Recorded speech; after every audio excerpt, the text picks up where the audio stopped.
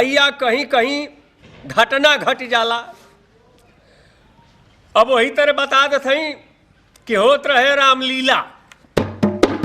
आजकल रामलीला नहीं होता, खाली लीला होता। होत रहे रामलीला, वही जो लक्ष्मण का शक्ति रहे, वही दिन की प्रोग्राम में लक्ष्मण का शक्ति रहे। जौन हनुमान बेचारा बने ओकरी घरे तबीयत खराब, अब वो चल गई अपनी घरे। अब रामलीला वाला सोचे लगल कि आज की प्रोग्राम में किसको हनुमान बनाया जाए।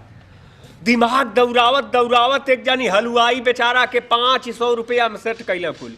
रामलीला वाला एक ठे हलवाई के 500 रुपया में सेट कैले कि आज की प्रोग्राम में चाचा तू हनुमान बन जैता ना, बहुत बढ़िया रही।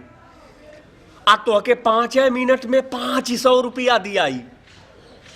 हलवैया बेचारे जब सुनला तो विचार कैल, कहला तब बनी जाई। अपनी मेहरारुआ से राय ले, बहुत लोग होला अपनी मेहरारू से राय ले, हाई काम हो जा। वही तरह वो गई बेचारा अपनी मेहरारू से राय ले, कहल देखबी आज की प्रोग्राम में रामलीला वाला हमके हनुमान बनई है।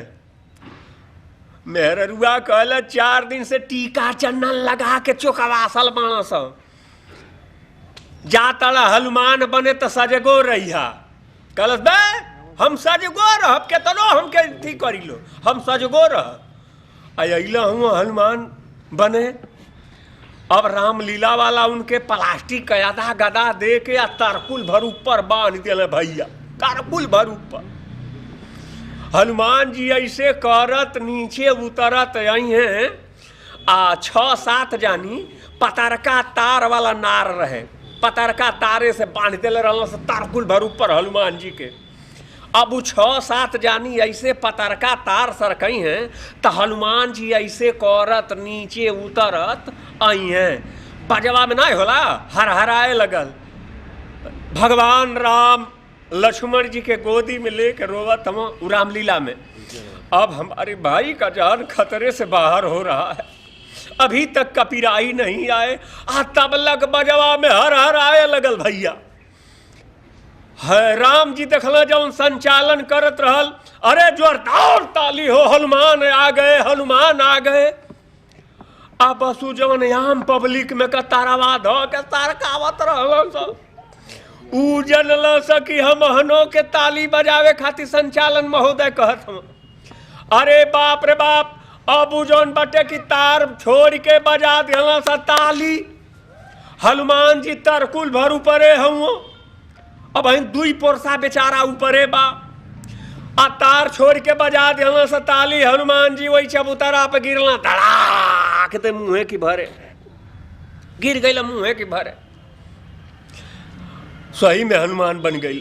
और पत्थल का चबूतरा लग गई, सीना में घाव, मुँहे पड़े भाकार भाकार खून फेंके लगा। हनुमान जी तिल मिलाता बोलते जाते नहीं के।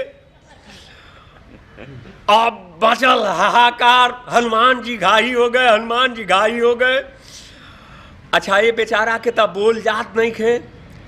तनी सा गर्मी से ठंडी आई त तिल मिलात तनी दे संभार के बैठा था। राम और ताकत राम कहत हम, इशारा करत हम, चुप रह बात बना लेली। अब बात बना लेत हई। अब वो बेचारा के तो सही में लगल बघाव। अब ओके रोका था, कहल सुना तवले बहन कहत सुना। तवले ओकर में हरुआ सुनलस कि हमार परनिया पोरसा 2 पोरसा ऊपर से गिर गईला। वही जा से घर से दौड़ल आवत या मुँह फुकौना के दही जड़ा की नाती के सजवे मने करवी। देख हनुमान बने मत जाइए, 4 दिन से टीका चंदन लगा के बौराइल बाड़ा सब। मरद में हरारू जब 10 गाड़ी दिहल तो राम या लक्ष्मण बेलथरा से ठेला मंगावल लो। हनुमान जी के चले भर के क्षमता नहीं रहल। हनुमान जी लदैल ठेला पर। अच्छा राम इशारा करत हम, चुप रह बात बना ले। वो बेचारा काहे खातिर चुप रहे, ओकर लगल बाघाव सीना में। कहला सुना राम लक्ष्मण हनुमान अपन बहन मतारी चौदावा लोगन ही थम के ले चला लोगन, हॉस्पिटल में भर्ती करावा लोगन।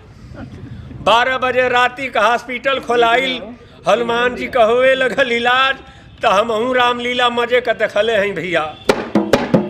तो का करबा, आजकल लीला ना है, रामलीला ना होता, खाली लीला होता।